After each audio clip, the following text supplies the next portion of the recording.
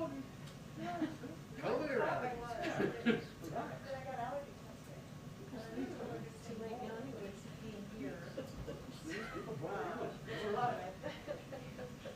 And dogs and cats, and I live with dogs. Two. Sounds ideal.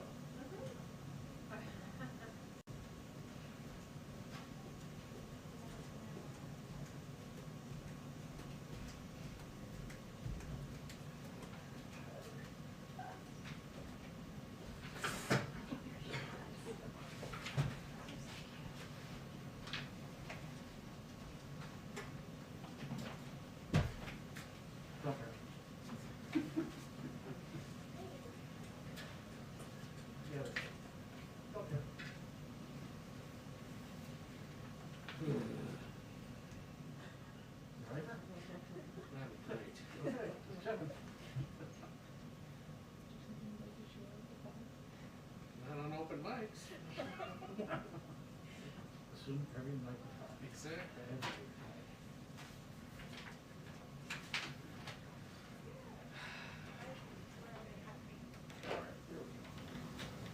Hi, everyone. Okay. We have another member of the President's Jobs Cabinet joining us today, Secretary of Energy, Jennifer Granholm. Secretary Granholm is just the second woman to lead the Department of Energy, where she will help America achieve President Biden's goal of net zero carbon emissions by 2050. She'll do this by advancing cutting-edge clean energy technologies, creating millions of good-paying union clean energy jobs, and building an equitable clean energy future. Secretary Granholm was the first woman elected governor of Michigan, serving 2 terms from 2003 to 2011.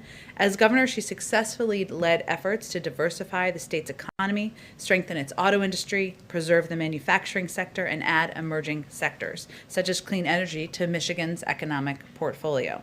Today, 1/3 of all North American electric vehicle battery production takes place in Michigan. The state is one of the top 5 states for clean energy patents, and 126,000 Michiganders were employed in the clean energy sector prior to COVID-19. She also was the first woman elected Attorney General of Michigan and served as the state's top law enforcement officer from 1998 to 2002. As always, she can take a few questions. I'll be the bad cop, and with that, I'll turn it over to you. Great. I get to bring my binder too. It's a double binder stack here. Thank you so much, Jen. I really am privileged to be able to share the podium with you today. And good afternoon, everybody. So, I think that President Biden asked me to be the Secretary of Energy because I was the governor during a time when the auto industry was on its knees, and when auto workers were finding themselves out of work through no fault of their own. I feel like I have looked into the eyes of people who have been desperate and at a loss more times than I can count. And I was also governor when we invested to diversify Michigan's economy to build Car 2.0, which is the electric vehicle, and the guts to that vehicle, the battery. And now here we are 12 years later, and General Motors is saying that their entire fleet is going to be electrified. It is a huge distance that we've traveled, and so much of that is thanks to the decision by the federal government to invest in saving the backbone of the manufacturing industry, which was at that point the or the vehicle industry. The Obama-Biden efforts really made a statement and worked.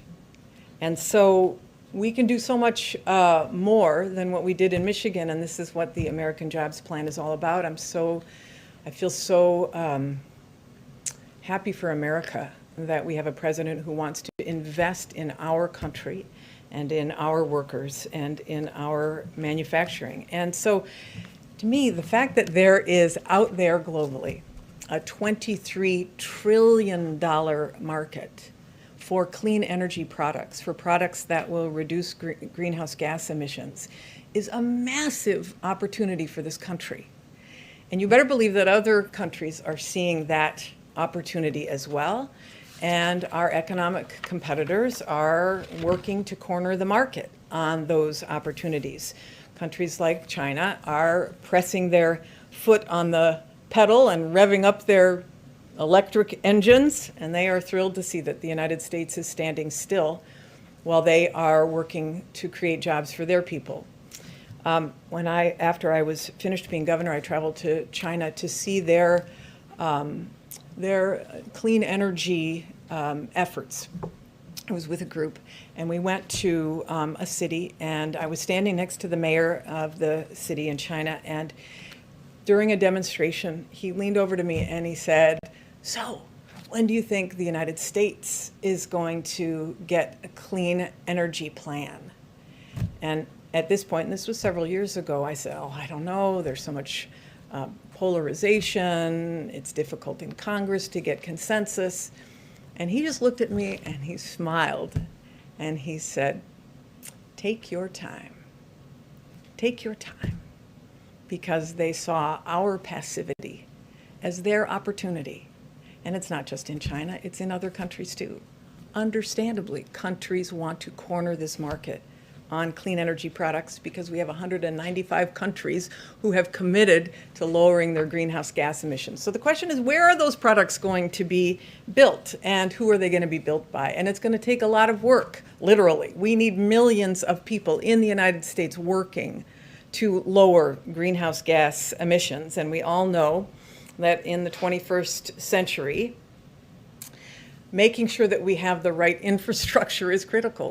Infrastructure is, yes, roads and bridges, but it is ports and airports, and it is trains, and it is the pipes that pump water into our homes, and it is the broadband that brings the world and learning to our children. It's the broadband that brings economic opportunity to our businesses. Of course, it's the electrical grid that keeps the lights on after what happened in Texas. Can anybody really doubt that electricity and the electric grid is part of the foundation of who we are as a nation, and we need to invest in it if we want to make sure power keeps coming to our homes. There's an interesting poll that was done in February by Consumers Reports, and they found that 76% of Americans think that broadband is as important as electricity and water. I mean, how can we not agree that broadband is infrastructure? And yet, we have been disinvesting in infrastructure as a nation for decades. In infrastructure, in research and development, and in manufacturing, all of them we have been disinvesting in. Infrastructure, as you know, is now the smallest share of our economy since World War II. We are at a 72-year low with respect to manufacturing. Research and development has been dropping since the 1960s. China and our economic competitors are investing in research and development because they want to seize the future. They want to surpass the United States. And if we allow that to happen, we will be weaker as a nation and we will fall.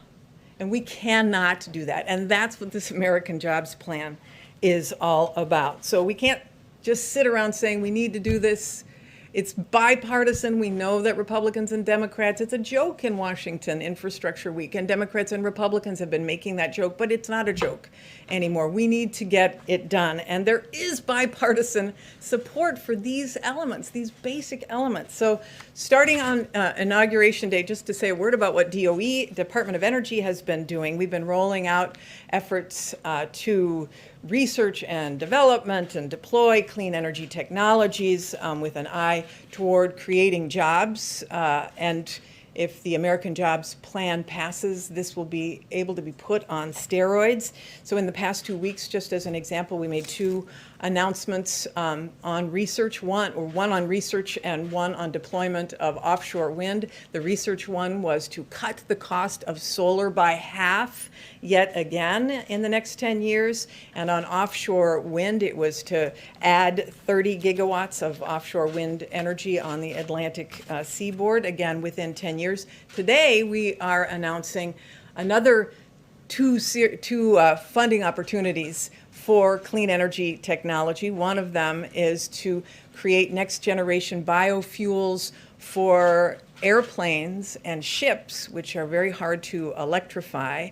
And the second is to announce clean energy technology funding opportunity to reduce methane emissions from the coal, oil, and gas industry. And as many of you know, methane is an extremely potent and dangerous greenhouse gas. But these investments are really just a down payment on what we need to do as a nation, and the American Jobs Project will take us the rest of the way. And I want to emphasize because I've been meeting with so many stakeholders on this, the true importance of ensuring that 40% of the benefits of the American Jobs Plan go to communities that have been left behind or unseen, people who have been in the shadows of power plants and whose children have to gasp to breathe or use an inhaler. We need to remedy a moral wrong and make those investments, and the American Jobs Plan will allow us to do that.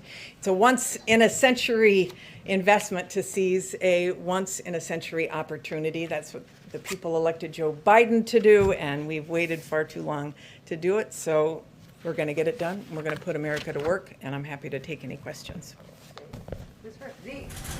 Thank you, Secretary.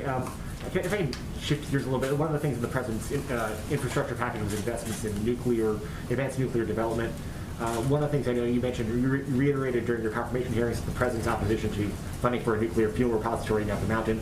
Where does the Biden administration plan to store the nation's spent radioactive nuclear fuel, and what's the ongoing process of that review? Yeah, some of you may recall there was a bipartisan commission on what to do about spent nuclear fuel. There has to be a consent-based process to be able to do that. We are beginning that work inside of the Department of Energy. We have to find a solution, but it has to be based on, community agreement. Is there a timetable for that review? When you We'll make an announcement. We'll be making an announcement on that. Not ready to say yet. And then just changing gears again, the last administration invested heavily in the nation's nuclear triad, the development of new and improved nuclear weaponry. Is the policy of this administration that a lot of this development falls under your department to continue that R&D, that expensive R&D to modernize the nation's nuclear arsenal? We have to modernize the nation's nuclear arsenal. We have to keep and maintain the stockpile to make sure that it is safe and effective, and we will continue to do that to ensure that we can deter nuclear aggression from other countries. So our nuclear deterrent is important, and it is embedded in the values of that stockpile, and we'll make sure that our people are safe. Thank you so much. I've heard you talk about the corporate tax rate and what they want to do with this infrastructure bill. Can this infrastructure bill be successful with a 25% corporate tax rate? As the president has said, this is a negotiation, and he really does want to hear from Democrats and Republicans about what would be acceptable to get this across the line. So there is room for negotiation. His point is that it has to be paid for. And so if it's not a 28%, what else is it? And we're very encouraged by those who have been bringing ideas forth, and we are hopeful that, especially when Congress gets back next week, that those discussions can begin in earnest. All right. Thank you. You're one of the 5 cabinet secretaries that the president is tasked with engaging with Congress on this. You mentioned the president's willing to negotiate. He says he's open to alternative ways to pay for this if Republicans put forth any. In your conversations at all, have you heard any such alternatives from Republican members? I have.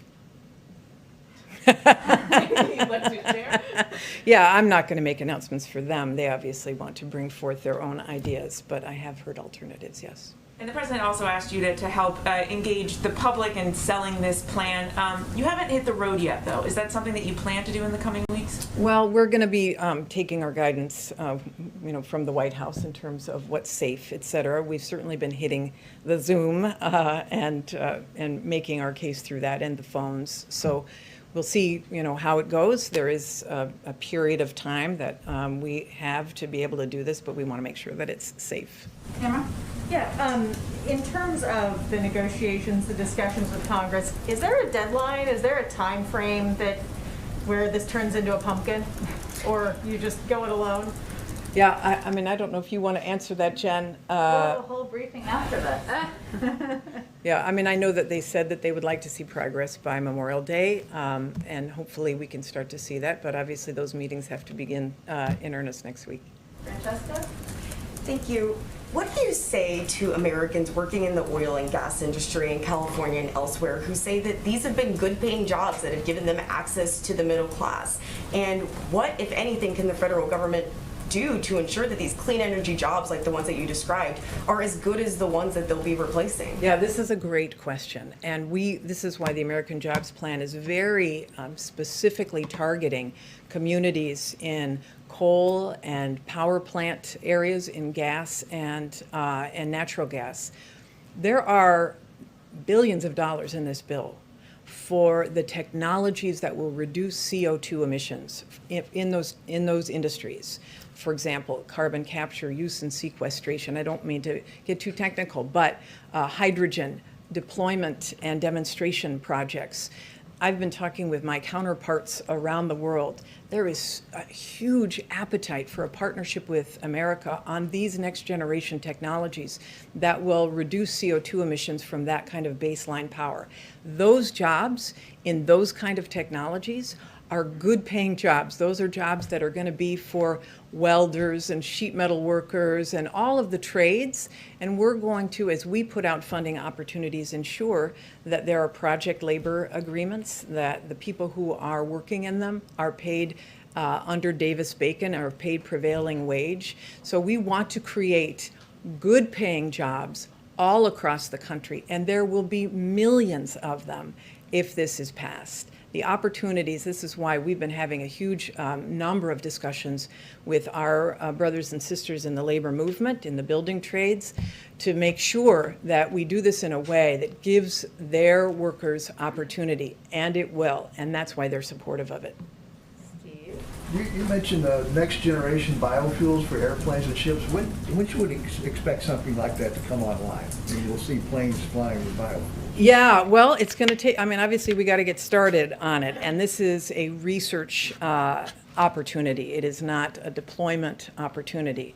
But because funding opportunities really accelerate so much appetite for the technology, and because there have been a lot of breakthroughs. In fact, the airline industry itself has been investing in next generation biofuels to be able to demonstrate that it can be used. So, without saying specifically, I think certainly within 5 to 10 years, we will be able to see this deployed and available for both shipping and for air.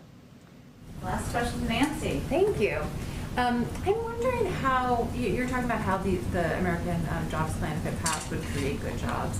I'm wondering what levers that the federal government has to ensure that those jobs will be, at a certain wage scale, have benefits. Like, what can you do to enforce that? Yeah, I mean, as we know, the federal government has many mechanisms for pushing out funding, and that includes bidding on projects, and that includes passing it through in competitions, et cetera. In those opportunities, you can attach strings to make sure that these are good paying jobs, that they have project labor agreements, et cetera. And so I know it is, and it's true with respect to the federal government's buying power as well as procurement power. We want to make sure that we create good paying jobs for all kinds of people in every pocket of America, and that means good paying union jobs. So we're going to use every lever possible to be able to do that, including if you want to bid on this, you've got to make sure that you have a project labor agreement. Thank you, Secretary Granholm. All right, for joining thank us. you. Appreciate it. Good luck.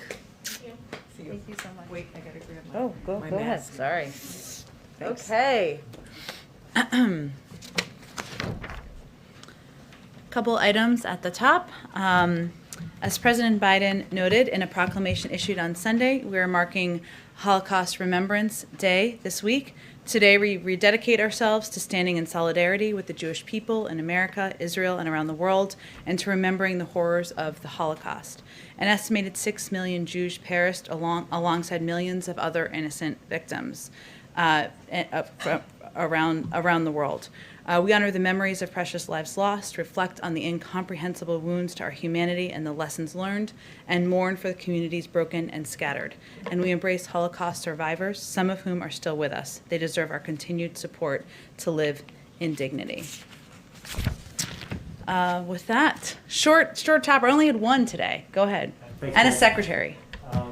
So on the president's gun announcement, he announced he's going to ask Congress to take action to repeal gun manufacturers' liability protections. Yes. That had been a day one promise of his. When should we expect to see that text sent to the Hill? And if it was a priority, if it is as big a priority as he said it was for him just a few minutes ago, how much effort is the president willing to put into gun control right now when so much of the administration's focus right now is on the infrastructure plan? Well, first, let me say that there has been legislation introduced in past Congresses, and we certainly hope, and he's calling for members to reintroduce legislation on gun liabilities for manufacturers. It is an issue that he talked about on the campaign trail, and he continues to believe that addressing that, holding manufacturers to the same account as other industries, is pivotal in keeping our community safe, keeping our families safe, and addressing the threat of gun violence across the country. So what he is calling for is for the introduction of legislation, of which there has been past versions. I will say that this has been an issue that the president has been working on for decades throughout his career. He helped pass the Brady Bill. He helped ban assault weapons back in the 90s. He believes that taking additional steps on background checks, that putting in place an assault weapons ban again, are pivotal to keeping our country safe. He strongly supports the background check bills, the two that have passed the House. It is imperative for any president to walk and chew gum at the same time, to continue to push for, to advocate for, to use the bully pulpit of the Rose Garden to push forward a range of agenda items, and he certainly will continue to do that on putting in place common sense gun safety measures. A couple of weeks ago, in his press conference, the president sort of said, sequencing is important here, but essentially acknowledging that maybe, if the president can walk and chew gum, maybe Congress can't, and the president decided to put infrastructure before gun control, before climate change, before some of these other issues. Why are guns not going before infrastructure? Well, Congress plays the role, the Senate and the House, in moving legislation forward. And at any given time, there are multiple pieces of legislation moving their way through committees, moving their way through the House, moving their way to the Senate. There are two background check bills that have passed the House that can move to the Senate. He certainly is an advocate for those, while at the same time being an advocate for moving forward on the American Jobs Plan. And then finally, just a different topic on Afghanistan. Should we expect to hear from the president before May 1 about what he will do with American troops still there? I mean, it seems they're going to stay there beyond the sort of time is running out for an ordered withdrawal for troops still there. Right now, is that an accurate assessment that there will be troops there on May 2nd? And then in terms of what is the president's message to the American people? Why is it in their interest for their troops to be serving in harm's way overseas beyond this month? Well, I'm not going to get ahead of the president's decision and announcement. I expect you will hear from him before May 1st. He has been consistent and clear that it is operationally challenging to get troops out by May 1, which is not a deadline he put in place. It is a timeline put in place by the prior administration. And there are certainly conditions on the ground, including efforts at diplomacy, efforts to negotiate with the Taliban, that have been underway for the last several weeks. But you will certainly hear from him, and once you do, we can absolutely have a conversation about where we go from here. Go ahead. Thanks, Jen. Given the narrow majorities in the House and the Senate right now, does the president think enacting universal background checks this year is doable? I think the president is going to leave the analysis of what's viable and doable to all of you and people on the outside. And certainly he's not vote counting himself, but he is also clear-eyed about the challenges in moving forward with legislation with the current makeup of the Senate. He is going to continue to advocate for that, as he did just today, just this morning in the Rose Garden, surrounded by some of the bravest and most courageous advocates for gun safety legislation in the country. But he also is not going to wait. And that's why he took action on, announced several steps that can be taken in the form of executive actions, in the form of guidance, and in the form of nominating someone to lead the ATF, because he feels you can't wait, and he's going to use the power of his presidency to take steps forward. Because this gets a little bit of what Zeke was getting at. I mean, we have a jobs cabinet now. We have face-to-face and Zoom meetings ongoing with Republicans and Democrats about infrastructure. Should we anticipate a gun control cabinet or meetings with Republicans about this issue? I certainly would anticipate the president will raise this issue in a range of conversations he has with members of Congress. This obviously is slightly different given the role of the Attorney General in measures on gun safety, and as is evidenced by the fact that he was present there today. So it's a bit different from a jobs cabinet, but I can assure you for members where this is appropriate, where it's an appropriate role for them to play, for members of the administration in the White House and otherwise to communicate with members of Congress, that will certainly continue to be at the top of our list. Two other unrelated things real quick. The U.S. and Iran are engaged in indirect nuclear talks this week. Will Americans detained in Iran be part of those discussions? Certainly, Americans detained in Iran is an issue that we have raised with partners around the world and those who are having direct discussions with the Iranians. In terms of the focus and content of these discussions, I know they'll do a readout when they conclude the meetings, likely tomorrow. And beyond what Secretary Blinken, I know he held a meeting with families or representatives of them early on. Can you give us a sense of what else may be ongoing in this regard? In the effort to get Americans who are detained, the efforts would certainly be led by our diplomats and our negotiators out of the State Department, hence your reference to Secretary of State Tony Blinken. And obviously these discussions are often raised through different channels we have with the Iranians, given the fact that we're not currently having direct talks on even issues like the nuclear negotiations, but I'm not going to have an update beyond that from here. And then tomorrow, the Army Corps of Engineers will be at a federal court hearing regarding the fate of the Dakota Access Pipeline. Is it the administration's belief that construction of that pipeline should continue? Our view is that we would look at each pipeline through each individual pipeline separately and do an analysis of the costs and benefits on the environment and jobs, which is my assumption would be happening here. So I don't have an assessment of that, but we look at each of them individually. Conceivably, we get that tomorrow at the court hearing, though. I'm delay, I guess, in considering this, given that the administration asked for more time. So we're trying to figure out if we may get that tomorrow. It wouldn't come from the White House, presumably, but I can certainly check if there's an expected timeline that we can share from here. Go ahead. Thanks. Following up on Zeke's question on the manufacturer liability bill, the president just said that if God granted him one item on his to-do list, it would be to get this done, to make it so that gun manufacturers can be held liable. It is something he promised on day one. It is day 78. What's the holdup here? There's no holdup. It just legislation needs to be reintroduced. There are a number of members in Congress who are strong advocates for exactly what the president supports, share his view about the impact, and we're certainly hopeful and encourage them to move forward on that legislation, reintroduce it. But the president promised to send his own plan. It's clear that you're waiting to see how this works its way through Congress, but why not put out your own bill, lead the charge on this? He is leading the charge by advocating for this moving forward, by using the bully pulpit of his presidency and of the Rose Garden to advocate for this legislation moving forward. It is the role of Congress, of course, to push legislation forward, to vote on it, to move it through committees, and he certainly is hopeful they'll do exactly that on this issue.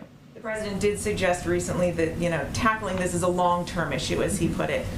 Given the recent shootings, does he still see it that way? Does he still see this as a long-term issue? I think he certainly sees it as an issue that we won't solve overnight. So yes, he sees and is encouraged by the actions that we've seen across states. Take red flag laws as an example. There are 19 states. Many have implemented those laws in just the last few years. We know that they're impactful. In many places, there's bipartisan support for that. One of the announcements he made today was that we will be putting forward guidance to make it easier for states to put forward those laws. He knows that sometimes the first action doesn't happen at the federal level. It can happen at the state level. We've certainly seen that on a range of issues, and we've seen that on gun safety legislation as well. So he's encouraged by that, but knows that it can be a long journey. And has he been in touch with Leader Schumer about the next steps forward, especially on these bills that have passed the House? He, as you know, he's regularly in touch with Leader Schumer, who shares his commitment and concerns about the impact of gun violence on our communities, on this country, and they certainly discuss this among a range of other issues. The president does actually have it here, the list of all the promises that he made during the campaign of gun actions that he wanted to take. Obviously, you're doing what you think you can unilaterally, waiting for these measures to work its way through Congress. Does the president feel that he's doing everything he can to meet the scope of these commitments right now? Well, today the administration announced initial actions to address gun violence. There will be more. That is absolutely his commitment. And he also will use the power of his presidency, his voice, his political will to advocate for actions in Congress. He also recognizes that there are incredible roles to be played by many of the gun safety groups and leaders that were here today who have helped pass laws in states across the country on everything from background checks to red flag laws, efforts that have had a measurable impact in states to reduce incidents of gun violence, of homicide, of suicide as a result of guns. So he will remain engaged with those groups and those leaders as well, and he will work on this through many levers. Go ahead, Caitlin. With these ghost guns, they can basically be bought, printed, and assembled at home. So how is the president confident that this rule can be enforced? Well, it's a rule that is being put in place by the Department of Justice. It is certainly a step to make that more difficult, to regulate an area of gun production that has not been regulated previously. So it's something that will have to be worked through law enforcement officials around the country, through the Department of Justice. Right, but if you're like doing it at your house, how are they going to know to be able to enforce that? Well, there's the purchase of kits, of course, that's part of it. But certainly putting in place steps to make it more difficult, to make it harder, to regulate the ability to gain access to ghost gun kits is certainly a step forward, in our view. Okay. My other question is on the ATF nominee. When is he expected to formally nominate David Chipman to this role? I mean, put forward his nomination to Congress? I would expect quite soon. I don't think there's any reason for a delay of that. I will say that David Chipman, who, for others who are not as familiar with his background, because I know there's been a Twitter about him out there, but he has 25 years of experience at the ATF. He has helped with the 1993 World Trade Center bomb. He helped while he was there. There was investigations into the World Trade Center bombing and Oklahoma City bombing. He's overseen complex firearms trafficking cases, and he is a gun owner himself. So the president's view is there's no one better to lead the ATF. He's certainly looking forward to putting his nomination forward, and I expect there would be no delay in that. Given his history as a gun control advocate, is the White House worried that this is going to be an uphill battle to get him confirmed? Well, it's up to Congress. He's also somebody who has certainly been an advocate for gun safety measures, but he also has 25 years of experience at the ATF. He's been involved in he's played a pivotal role in investigations. He is a gun owner himself. So he has a broad swath of qualifications, and certainly we believe he's somebody who should be seriously considered by Congress. So you're confident he can get confirmed? Well, that's up to the Senate. The president gets to pick who he wants to nominate. He's nominated somebody who is qualified, who has decades of experience, who is a gun owner himself, and it is up to the Senate to decide if they move forward with his nomination. My last question, is on the refugee cap that the president has proposed raising to $62,500, but he's not actually formally signed the paperwork yet. Is the White House still committed to raising that cap to $62,500 by this fiscal year? Yes. And so we should expect that before October. Going to change from $62,500 is my other question. I don't anticipate that. It is that it would change, I should say. It is the president remains committed to raising the cap. Go ahead. Yeah, following on Caitlin, have you counted the votes? Do you think that Chipman can be confirmed by Democrats alone? It seems as though there may be at least one Democrat who I can think of who has a decent grade with the NRA and may not support an ATF director. Are there any Republicans that you could win over, or is this going to be a nomination that languishes like so many other ATF directors have in the past? We're certainly familiar with the history. The president would not have nominated him if he didn't think he was qualified and didn't think he was someone that the Senate, members of both parties, should give fair hearing to, seriously consider confirming. But we just announced his nomination today, so I don't have an assessment of the legislative outlook quite yet. Okay, quickly, when is the address to a joint session of Congress? Have you figured out that, or the logistics on that, what it'll look like? I can't wait till we can announce this. I'm with you. We can all share a joy on that. We are still working through and finalizing the date, the logistics. The president remains committed to delivering a joint session. We're working with leaders in Congress to finalize that. We certainly hope we'll have more to say soon. On another matter, General Motors has halted production in North America at several factories and extended shutdowns because of this semiconductor chip shortage. It's disrupting the auto industry, and I'm wondering, are there any short-term measures that the federal government can take to help with this shortage? Is there anything that can be done? Well, let me first say that we fully recognize that this is an issue that is impacting industries across the country, including the auto industry. Earlier this year, the president held a meeting in his office with a bipartisan, bicameral group. He continues to work. He feels there's opportunity to work with members of both parties on addressing what is a very challenging issue for many industries. There's a 100-day review that is ongoing, which we plan to share the outcome of with the American people soon. And we're certainly looking through that review at undertaking, the review is focused, I should say, on undertaking the first ever whole of government approach to building a resilient, diverse, and secure supply chain to help address this issue for the long term, so that we are not just dealing with a short-term emergency. The president has also proposed, included, I should say, $50 billion to create an office at the Commerce Department dedicated to monitoring domestic industrial capacity, because he recognizes that this is an issue that we will need to continue to address. And finally, next week there's going to be a meeting led by our NEC director and our national security advisor with a number of companies we should have more details on, hopefully by tomorrow for all of you, to help discuss, get some private sector input on how to address this issue. So this is something that there is a great deal of focus on at the highest level across government. Go ahead.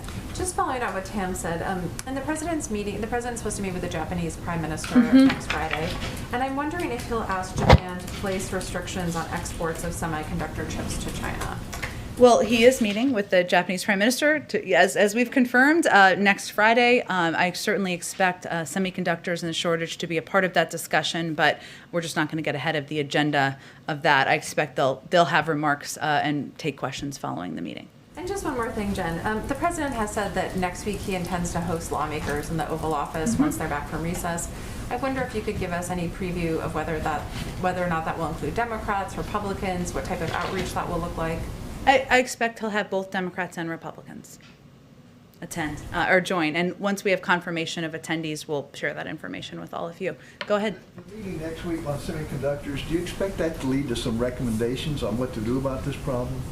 I would say, Steve, that it's part of our effort. And again, it's led by the National Security Advisor and our director of the National Economic Council. So it shows you what a priority this is to the president, to have a discussion about best practices, what how the shortage is impacting their industries, take that information back as part of our 100-day review. I wouldn't say I'm predicting an outcome or an announcement immediately coming out of it, as much as it's part of our consulting processes. We're working to address an issue that's impacting a range of industries. Is there some complication to raising the refugee cap? We've been hearing about this for a couple of months now. No, we remain committed to it, and I know there's a question about signing the paperwork, but it remains a commitment, and when it's signed, we will update all of you on that as well. There's been an escalation of violence in Northern Ireland. Are you aware of this? You have a response to this? We do. In touch with the parties? We do. We are concerned by the violence in Northern Ireland, and we join the British, Irish, and Northern Irish leaders in their calls for calm. We remain steadfast supporters of a secure and prosperous Northern Ireland in which all communities have a voice and enjoy the gains of the hard-won peace. We welcome the provisions in both the EU-UK Trade and Cooperation Agreement and the Northern Ireland Protocol, which help protect the gains of the Belfast Good Friday Agreement. At this point, I would expect that engagements and discussions are at the level of the State Department, and I expect my colleague over there, we'll see if he has an update on those engagements today in his briefing. Go ahead, Francesca. Thank Florida Governor Ron DeSantis announced a lawsuit today against the CDC and the federal government demanding that cruise liners be able to operate again. And Florida's Attorney General said the suit was filed this morning against those entities and HHS, pushing to have the government's conditional sale order declared unlawful. Does the White House have a response to Florida's lawsuit? We don't have a direct response to a lawsuit nor a comment on a specific legal action, but I will just reiterate that the CDC guidance is based on data and health and medical guidelines. Hence, that's why they put it out and why they regularly update it. The President has set forth July 4th as the date he'd like to see Americans who are vaccinated be able to gather in small groups. At the same time, the CDC said last week that there's a low risk for vaccinated Americans who travel. So does the President think it's an appropriate timeline of July 4th? That's what the cruise industry, specifically Norwegian travel, is asking for, is the July 4th date here. We would defer to the CDC on any updated guidelines, but I don't anticipate that. But I would defer to them on any expectation they have of changing those guidelines. Again, they base them on health and medical experts who work at the CDC. They base them on data. The President's announcement on July 4th has nothing to do with cruise lines, as you know. It has to do with incentivizing, encouraging Americans to get access to the vaccine when they can get vaccinated. As we know, by the end of May, we will have enough vaccine supply to ensure every adult American can be vaccinated. So that's more about gatherings, small gatherings in your backyards, which is quite different from cruises, of course. Well, the reason I brought up July 4th is because that's the date that Norwegian Cruise Line is asking for them to be able to allow to vaccinated individuals to be able to cruise. So that's where the July 4th date comes from. But also, more broadly speaking, they're asking in this industry for them to be able to be treated the same way that planes and airlines are able to be treated. So is there any specific concern that the White House has about allowing people who've been vaccinated to be able to resume cruising? Again, we rely on the guidance of the CDC, health and medical experts. There's a return to science in this administration. They have guidelines they've put out on cruise lines. If they decide to update them, that is their prerogative to do, but that's not a decision made by the White House. Go ahead. Since the last time you were asked about the state and local tax deduction. Jonathan Salant, by the way, I recognize you by your voice. I can't see your mustache. He has a good mustache, for anyone who doesn't know. Go ahead. Last time you were asked about state and local tax deduction. Yep. Since then, Speaker Pelosi has now come out in favor of removing the cap. You know, we know where Schumer stands on the cap. And we also know that enough House Democrats from New York and New Jersey have said they won't support bills without removing the cap. And they could sink the bill if they stand to that thing. Given that, are you working with members of Congress now to try to find a way to address their concerns on the deduction cap? Well, we certainly know this is a proposal that a number of members have, and they've advocated for eliminating the SALT deduction, or returning the SALT deduction, I guess I should say. It is not a revenue raiser, as you well know, but we are open to hearing their ideas, whether it's this or whether it is different proposals or different numbers for the corporate tax rate, what it could be raised to, or whether it is different ways we can approach expanding broadband access or rebuilding our roads, railways, bridges, and helping our caregivers. So we expect this to be a part of the discussion. We expect members to continue to bring forward ideas, including around issues like SALT, and that will be a part of the negotiations moving forward. The other question is, before President Biden took office, he got a letter from advocates, safety advocates who lost loved ones in truck crashes. Truck crashes are up about 35% over the last 10 years. They asked them to support certain provisions, technology to reduce crashes. Those technologies, including automatic braking systems, speed delimiters, were recommended on Tuesday by the National Transportation Safety Board. Is that something the President supports? So he's going to have people in the agencies look at trying to impose some of those new safety restrictions? I'd certainly have to talk to him about it, but the good news is our Secretary of Transportation is coming tomorrow to the briefing room, so it sounds like a good question. Somebody can ask him as well. But we'll see if we can get something more for you before then as well. And one thing, I know under the Obama-Biden administration, they began a rulemaking to address sleep apnea, which was implicated in several fatal crashes. It was dropped in 2017. Is that something, again, you guys are looking at resurrecting that rule. I remember that rule well. I would have to check with our team who works on rulemaking as it relates to transportation. And again, these all sound like good questions for our Secretary of Transportation, but we'll work in between now and then to get you some answers as well. Go ahead, Ann. Yeah, just back on the liability, gunmaker liability issue again, at the risk of flogging a dead horse. I'm just wondering if you can explain what changed between when, as a candidate, Biden said that he would send legislation himself on day 1 to now, day 70, whatever it is, when your position is that Congress should do this on its own. Is that right? What I don't think we're saying on its own, on their own. Just like there is legislation on banning assault weapons that the president supports. There's legislation on expanding universal background checks, which he supports. There's also been legislation, many cycles of Congress on gun liability, holding gun manufacturers to the same liability standards as other industries. So all I'm conveying is he would certainly advocate for that as he did today. There is an opportunity to reintroduce legislation. We're certainly hopeful that members do that, and he would advocate for it and certainly use the power of the presidency to move it forward. But has he ruled out drafting something himself, or you guys yourselves? Well, I think it's not necessary. It's not perhaps necessary, given there have been a range of bills proposed that would address exactly this issue, and a range of leaders in Congress who have been advocates for putting in place common sense gun safety measures. I wouldn't rule anything out. All I'm conveying is that there has been a range of bills put forward in the past that he would support that would address exactly this issue. Go ahead, Ann. Go ahead. Actually, okay, go ahead. So there's a spike in coronavirus cases in Japan, and vaccines are in very short supply. With the Prime Minister coming next week and the Tokyo Olympics as a huge priority for the Japanese, is it still the U.S. position that American athletes should attend those games? And are you persuaded, is the President persuaded, that they will be safe?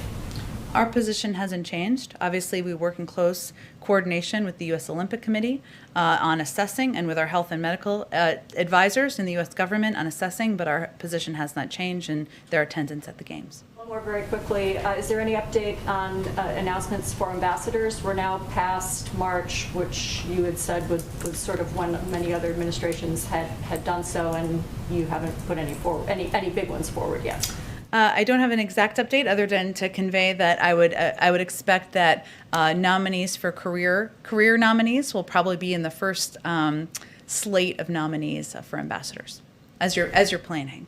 Go ahead. Thank you, ma'am. A couple questions on the president's gun safety executive orders.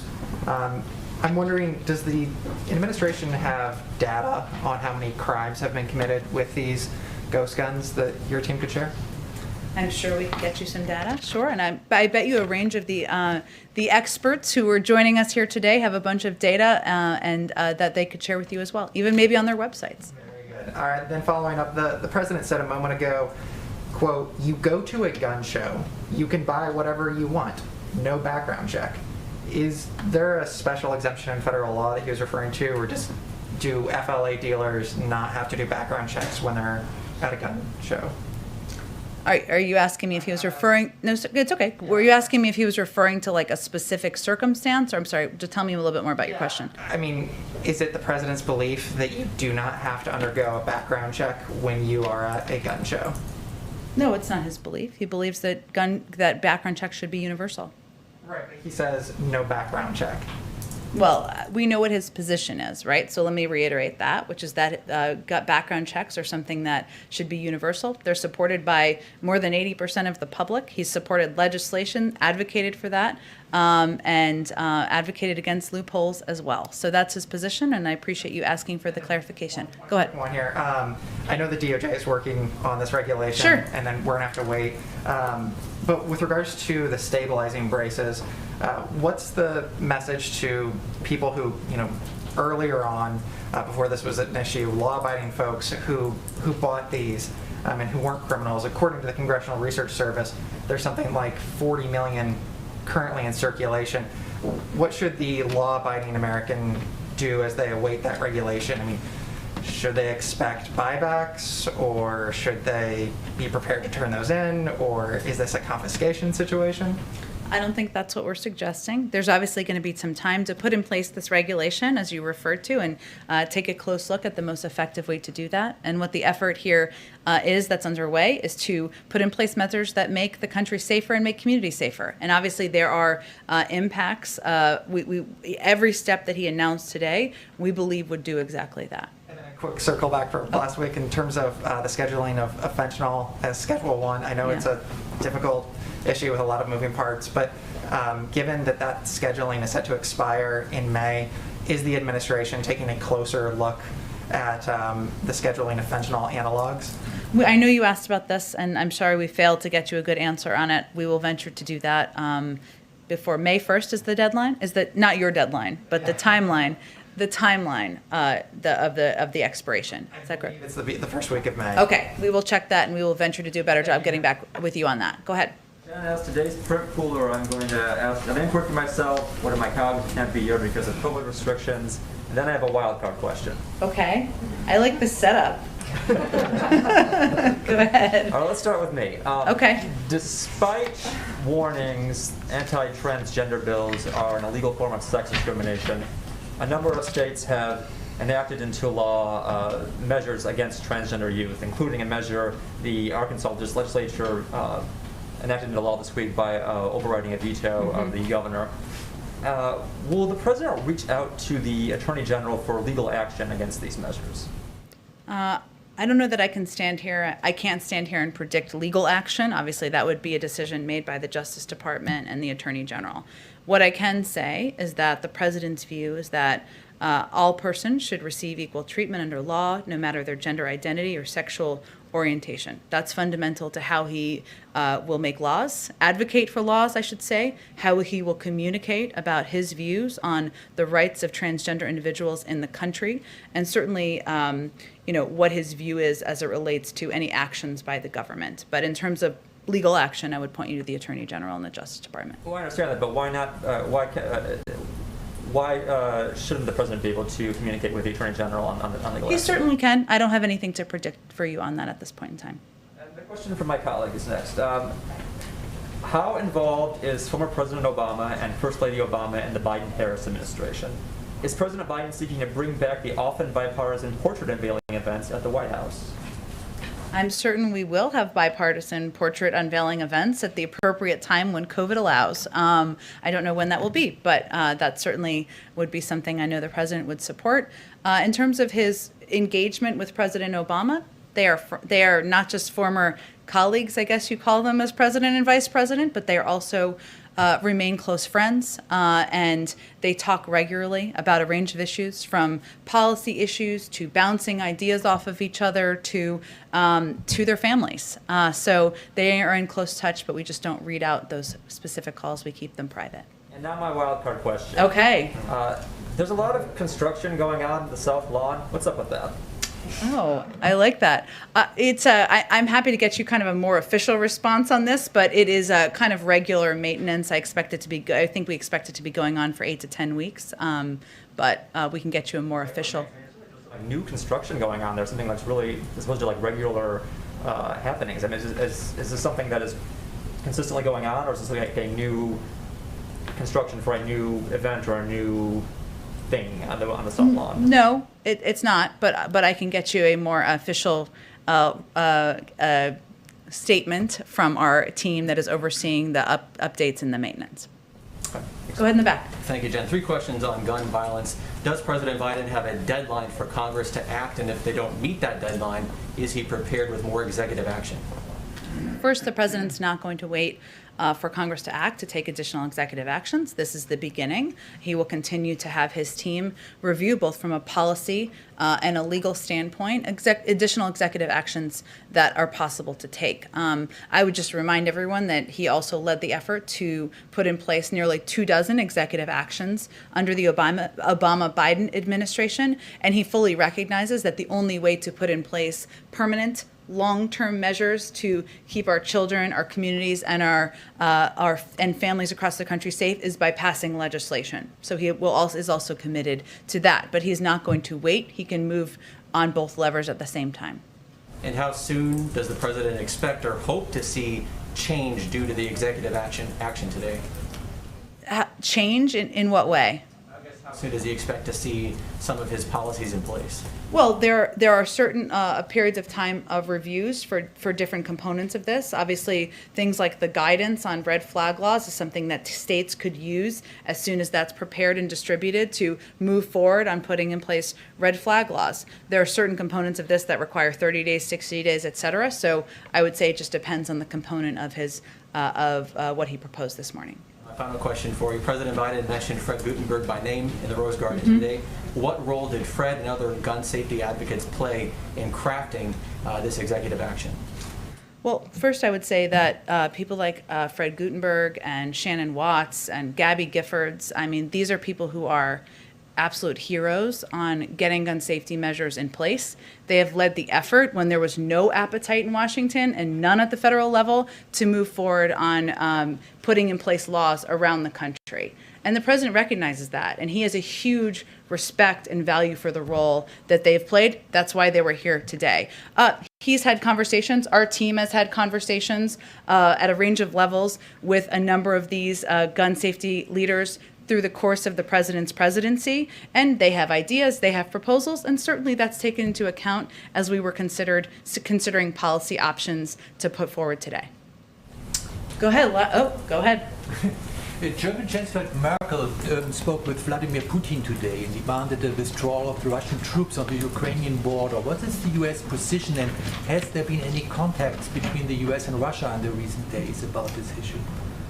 I don't have any additional contact to read out, aside from I think the last high-level contact was at the defense minister level that took place at the end of last week. But since you gave me the opportunity, let me just convey that the United States is increasingly concerned by recent escalating Russian aggressions in eastern Ukraine, including Russian troop movements on Ukraine's border. Russia now has more troops on the border with Ukraine than at any time since 2014. 5 Ukrainian soldiers have been killed this week alone. These are all deeply concerning signs. We are, of course, President spoke with President Zelensky, as you know, last week. In addition to reassurances to Ukrainian officials, the United States, we are also discussing our concerns about the increase in tensions in ceasefire violations and regional tensions with NATO allies. So that's another part of the conversations that is ongoing. But I don't have any engagements with the Russians to read out. After issuing a multitude of sanctions in the last years, and even after calling Vladimir Putin a killer, as the president did, in general, what do you think, how is the influence? Does the US and does the the West in general have any influence on Vladimir Putin? Do we have any influence on Vladimir Putin?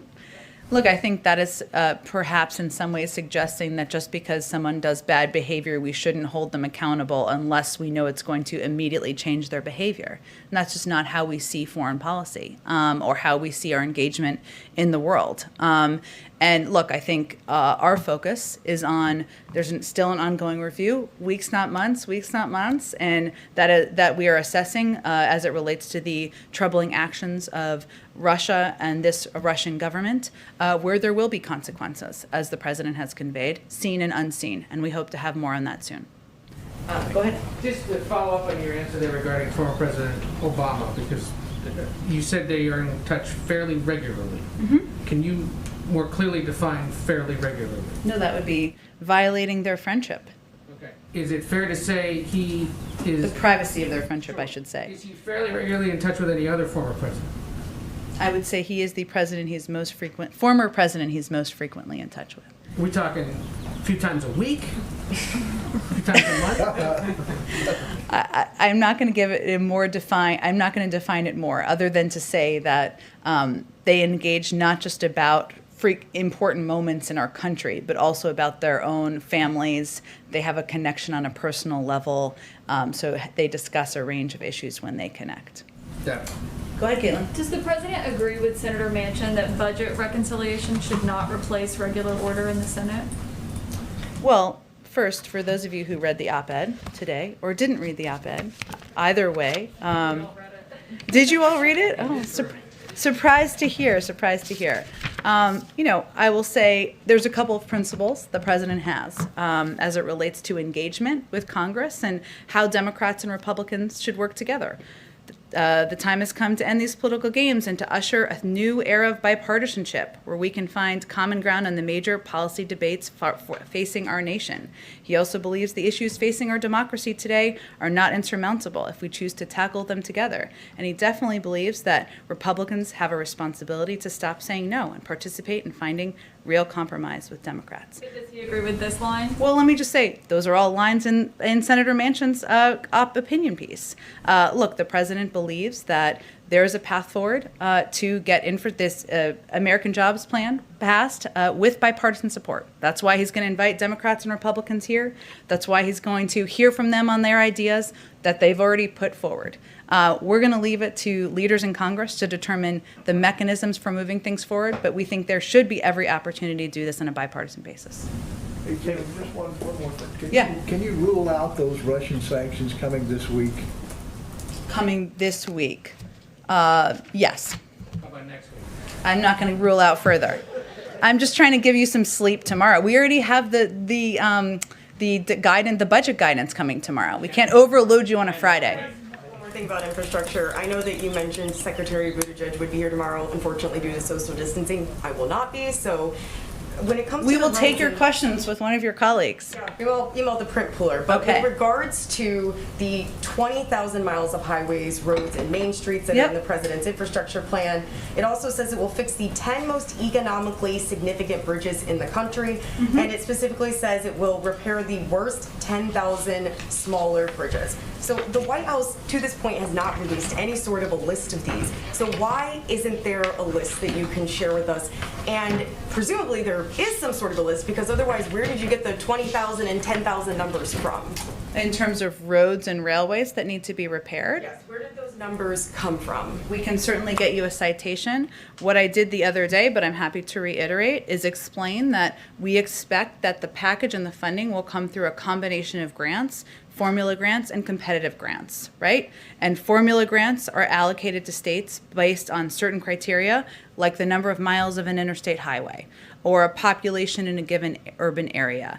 Most of our existing transportation funding flows through formula grants. So with past infrastructure funding bills that have gone through Congress in the last several decades, this gives states a lot of flexibility in covering how they repair roads, how they repair things that need to be repaired in their state. The other type of funding is competitive grants, which those 10 bridges you talked about, they would be through competitive grants. So these direct funding to certain policy goals, like the Tiger Grant program that was a part of the Recovery Act. So there's just different, we expect that to be how it's structured. That will all be discussed and finalized through our conversations with members of Congress, with leaders in Congress, about what the combination of those funding components should be. Thanks, Jen. If I can just get you on one final thing question. Yeah.